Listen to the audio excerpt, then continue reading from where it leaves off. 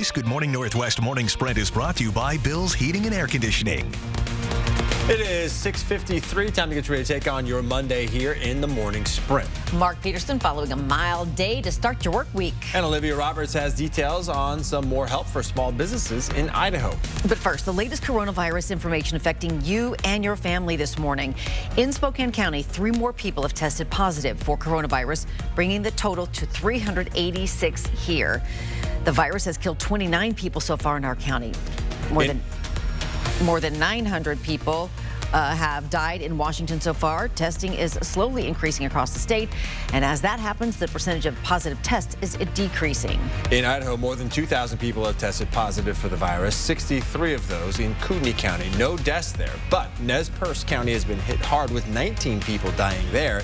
Health officials say testing is still lacking across Idaho. A growing pressure to reopen the country after weeks of staying at home. States are imposing a patchwork of rules. In Washington, some retailers can get back to work with curbside pickup. Governor Jay Inslee released the new guidelines that those stores will have to follow if they want to open. You will have the option to buy items over the phone or online. When you pick them up, you must stay 6 feet away from staff members. Help is on the way for more than 30,000 small businesses in Idaho. Today, the Tax Commission will start taking applications for cash grants. And if you're eligible, an extra $10,000 could drop into your account soon. If you didn't get a Paycheck Protection loan or received less than $10,000 from that program, you might be eligible for this funding. You must have less than 50 employees to apply. Now, the state says a total of $300 million has been set aside to help with costs like rent, inventory, and utilities. Since the state expects more applications than available grants, the process will be handled in 2 waves. If your business has less than 19 employees, you can fill out an application online today at noon Mountain Time.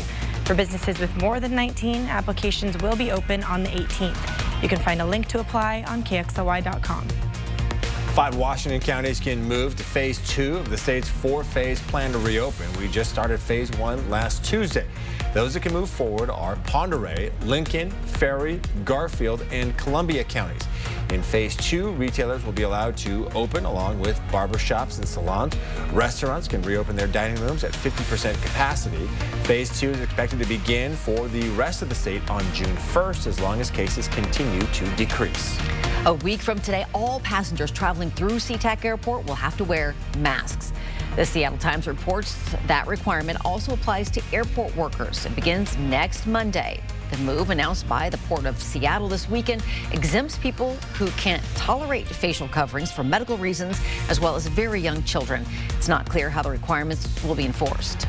A drunk driving crash led to a second violation when the tow truck driver arrived on scene. 50-year-old Jennifer Petrick was seen driving 90 miles per hour down First Avenue before going through a red light and crashing into another car. Petrick and the other driver were taken to the hospital.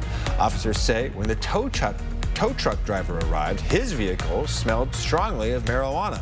A drug recognition expert evaluated the driver and arrested him for DUI. Actor and comedian Jerry Stiller has passed away at the age of 92. His son, actor Ben Stiller, announced the news on Twitter, saying his father died of natural causes. Jerry Stiller was well known for his roles in the hit TV shows Seinfeld and The King of Queens. His career, which spanned decades, also included a long list of roles in movies, including Zoolander, in which he worked alongside his son. Funny man. All right, in your first alert weather, we take a look. Your exercise break today, really midday looks to be the best. We're going to have some gusty winds, though, with sun and clouds. Our highs today into the upper 60s. Deer Park 68, 68 for Spokane, Pullman 70. It'll be mid-70s into the central part. But again, rain showers going to be coming in later on today through midnight and overnight into the early morning hours of Tuesday.